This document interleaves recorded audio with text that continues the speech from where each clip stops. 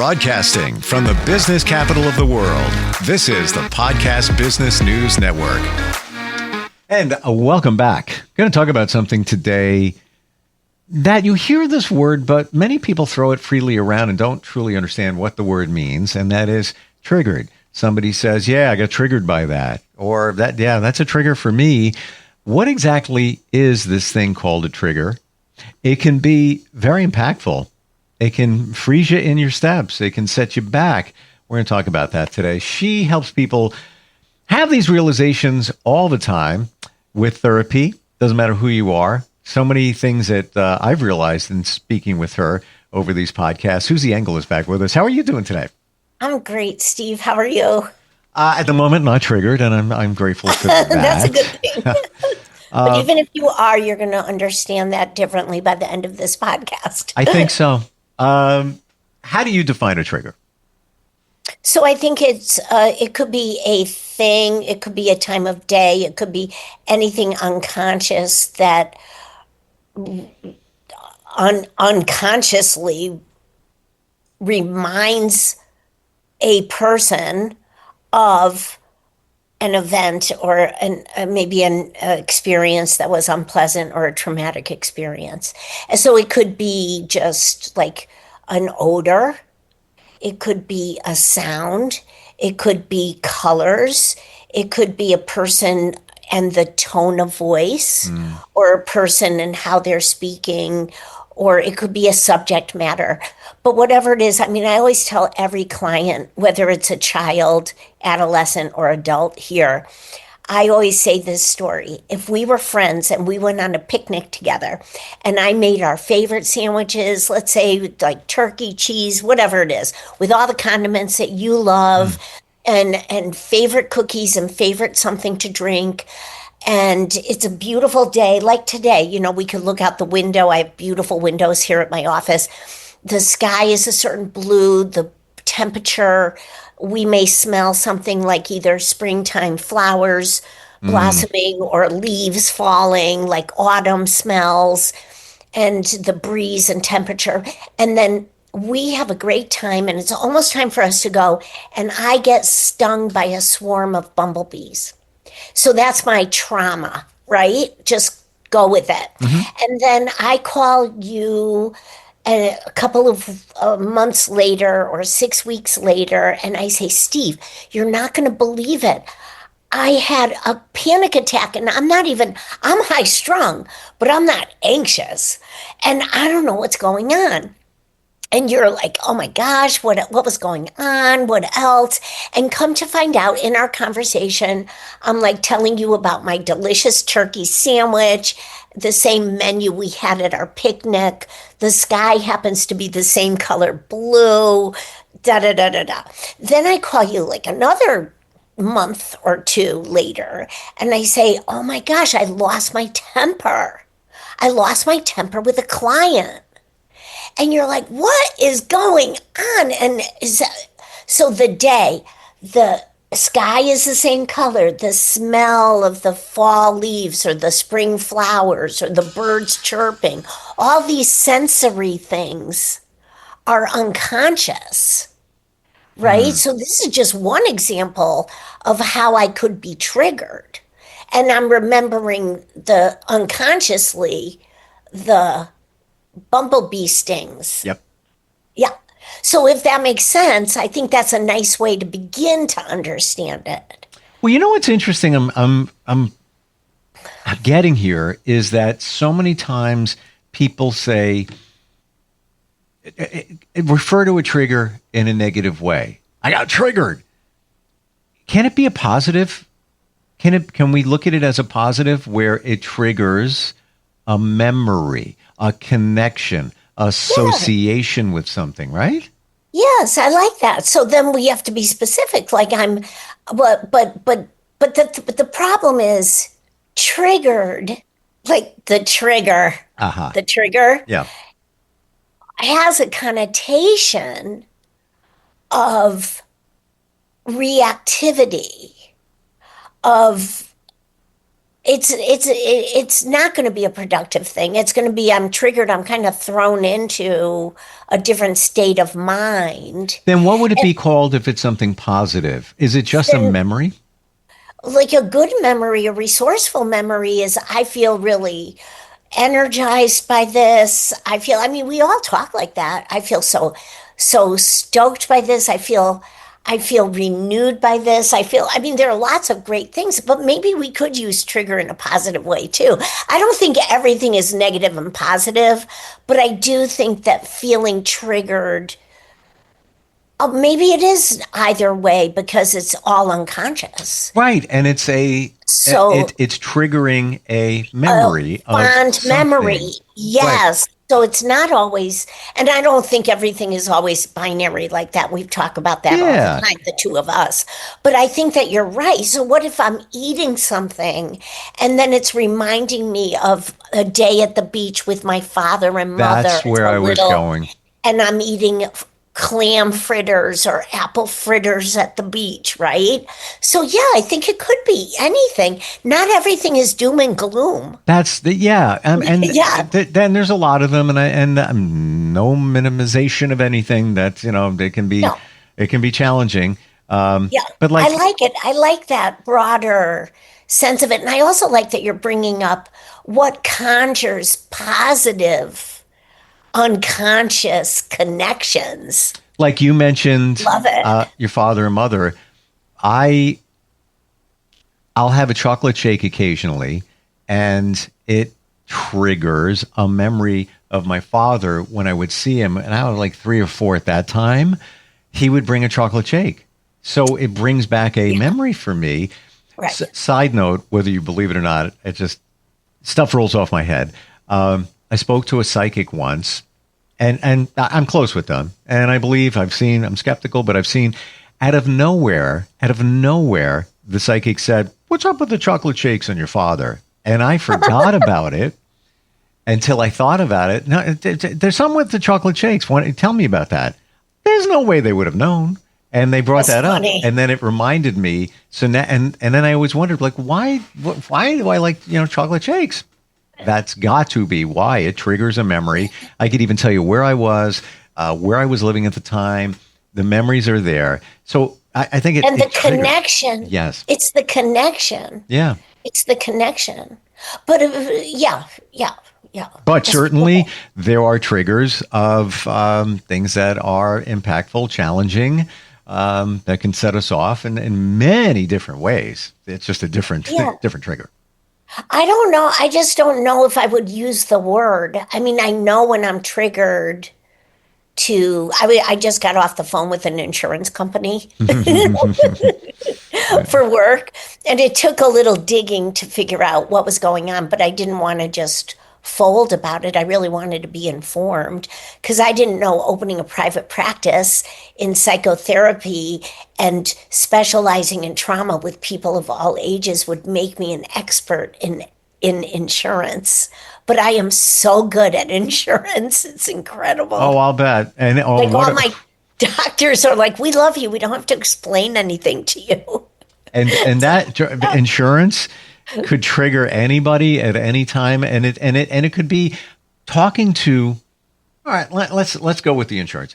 You're talking to an insurance representative. A lot of times, there's challenge there in getting things approved, et cetera, et cetera. That could even trigger a conversation you had back in the day where you feel that you're not being heard. Definitely, Right? definitely. Yeah. And Yeah. that could set you off, and Yeah. and then Yeah. you take it out on the insurance rep. That brings up the next part of us understanding this. So I can be triggered by that. I mean, personally, I wasn't. I tried to have patience. Remember last podcast, we talked about patience, which we could do another podcast about patience. For sure. But also the person on the phone was productive. I mean, when we call our cable companies and then they loop us on their voice prompts and things like that, and we pay a lot for our cable companies and internet services and things like that, it can become very aggravating, but we have to be able to cope with that. Yes. It's aggravating. I'm not minimizing it, but we also have to find the best ways for us to cope with it rather than reacting to our triggers. 100%. Well, that's where you come in in dealing with that. And there's so many, like they were coming back in my mind here of either me or friends. I have a friend, this is fairly recent. I have a friend who is with someone and he realized all he had to say was the word porn. That's it. And triggered her. Yeah. Like she lost it. And he did a little bit of research, asked her, when she came down, what it was. She was in a previous relationship or two back where the person she was with would ignore her and watch pornography. And that was her trigger. So even if you just said the word, it was just like, like I better get rid of him. I better run from the relationship or whatever it was. Yeah. Well, then this is what happens here. Then I'll have a client come in and say, "Oh my gosh, I realize that my daughter-in-law is easily triggered, and I have to be so careful." And I tell my clients, "No, that is not the idea. The idea is not that we wouldn't intentionally push people's buttons. Sure. But how do we know all the things that another person is triggered by?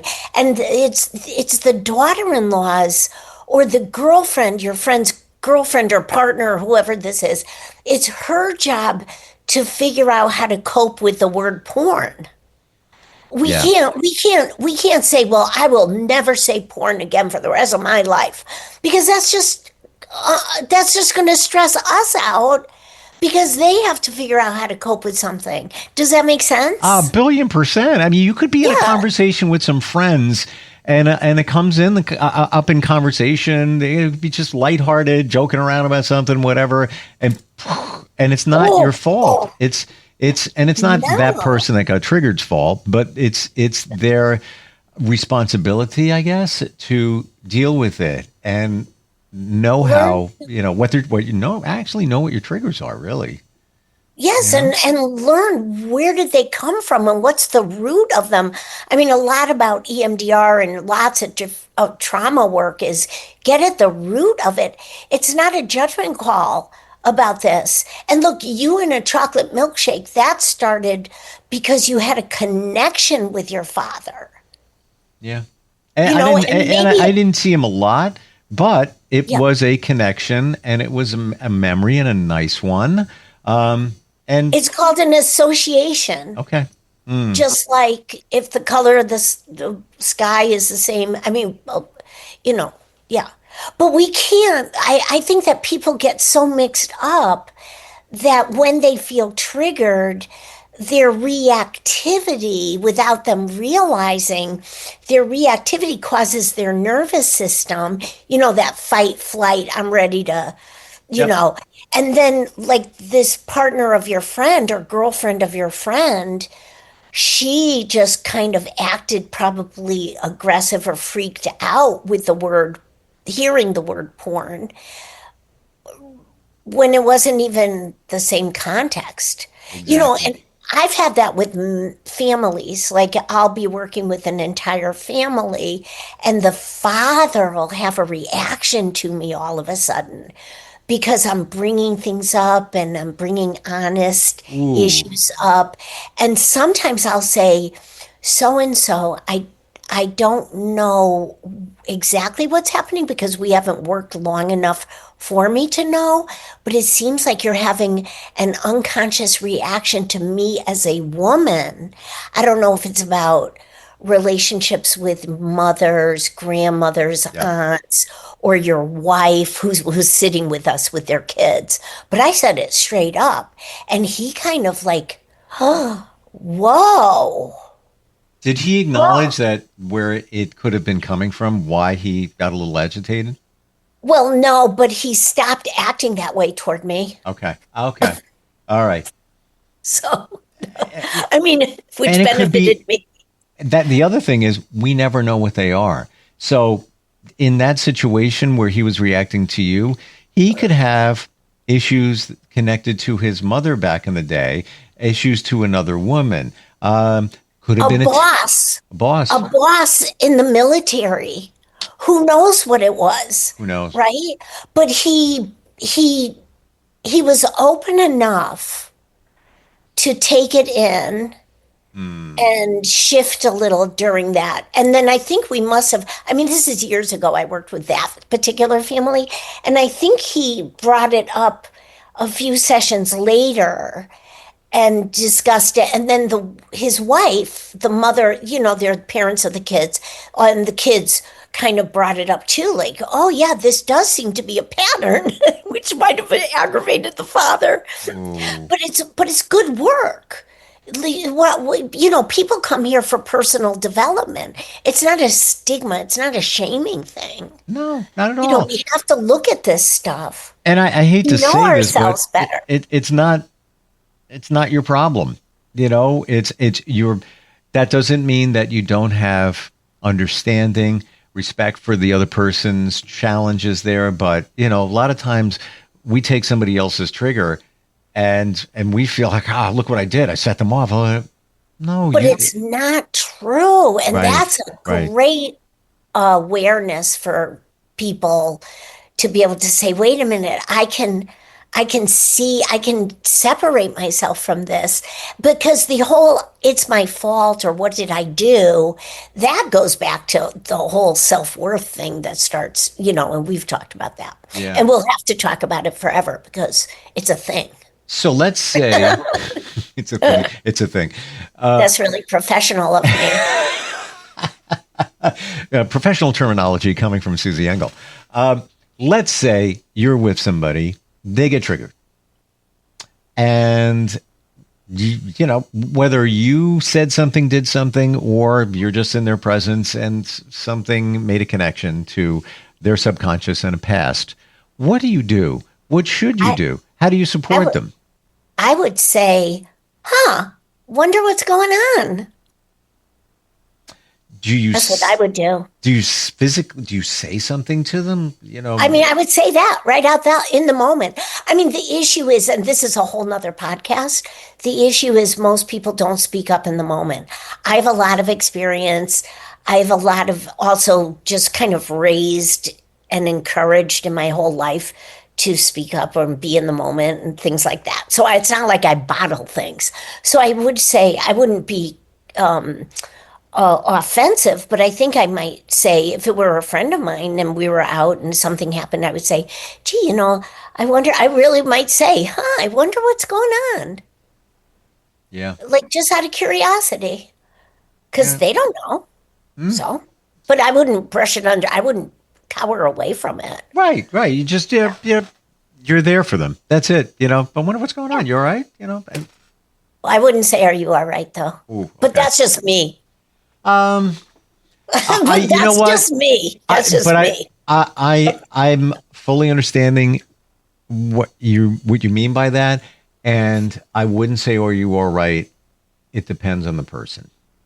Yeah, because it could go in different ways. Yeah. If you are close with somebody, they feel safe with you, I think it's okay to say it. But you wouldn't just, your friend gets triggered and they're flipping out like, hey, what's going on there? Are you okay? That would be double downing on the triggerer. Yes. You know what I'm saying? I totally got it. Yeah. It's almost like you poked the nest once again. Mm-hmm. Unintentionally, but it came from a good place. Got about a minute or so left. Anything else you want to say about triggers?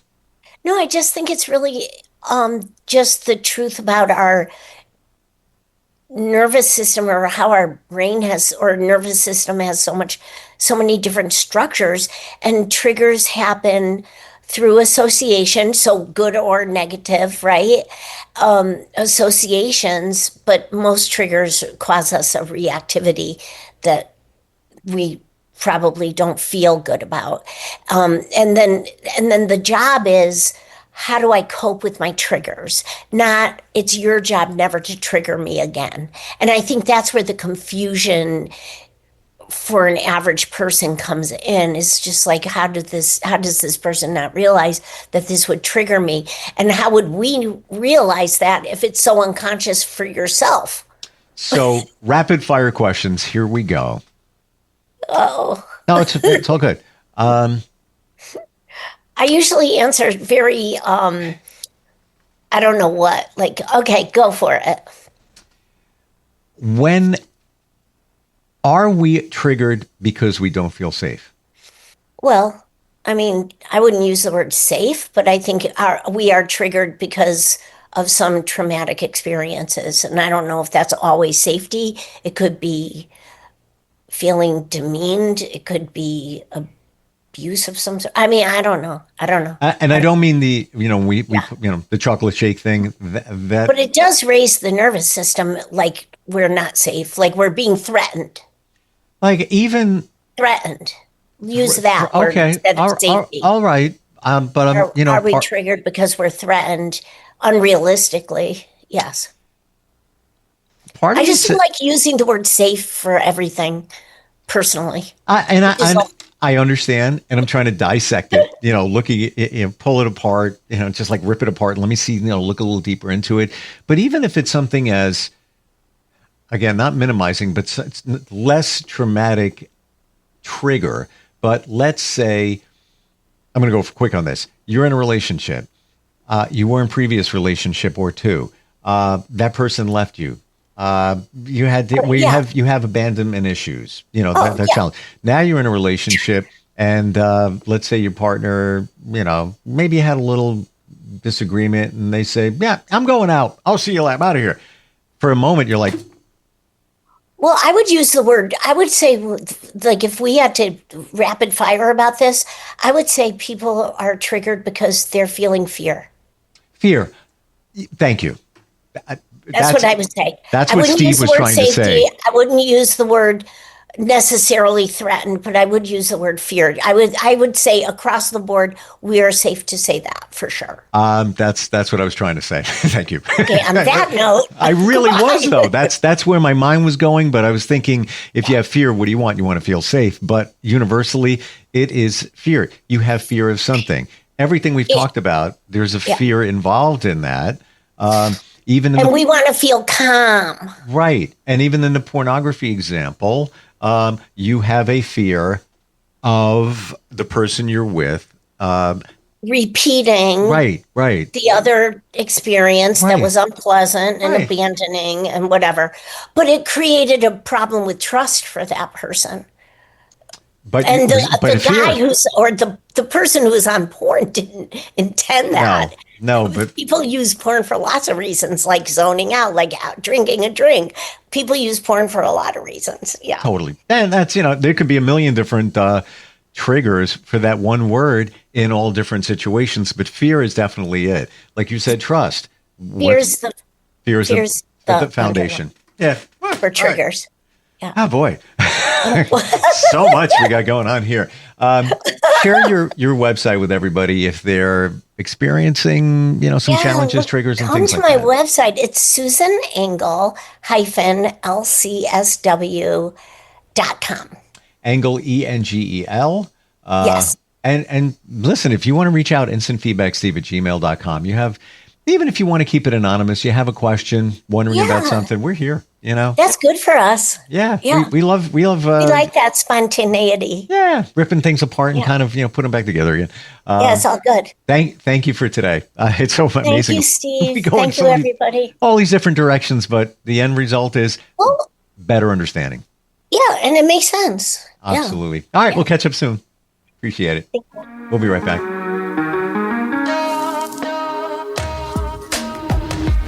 Broadcasting from the business capital of the world, this is the Podcast Business News Network. Let's go inside the mind of a 10-year-old. I should have worn those earrings today. I like those earrings. Gabby has those awesome earrings. I need to ask her where she got those, but that's just what she would want me to do. I'll have Michaela ask her for me. Buckle up, Sarah. Yeah, but then Michaela will be like, why don't you just ask her yourself? That's just like Michaela. Sarah, buckle up. Michaela's such a great name. I wish I was called Michaela. There's like a dozen Sarahs in my class. Hey, we're not hitting the road until you buckle up, honey. Oh yeah, seatbelt. I forget sometimes because my brain is like busy, you know? I wonder if there's pizza at school today. Sometimes it can be tough to get through to your kids, but it's not impossible. Always make sure they're wearing their seatbelts, even on short drives. Remember, you have the keys, you have the power. Never give up until they buckle up. A message from the National Highway Traffic Safety Administration and the Ad Council. Visit safercar.gov/kidsbuckleup for more information.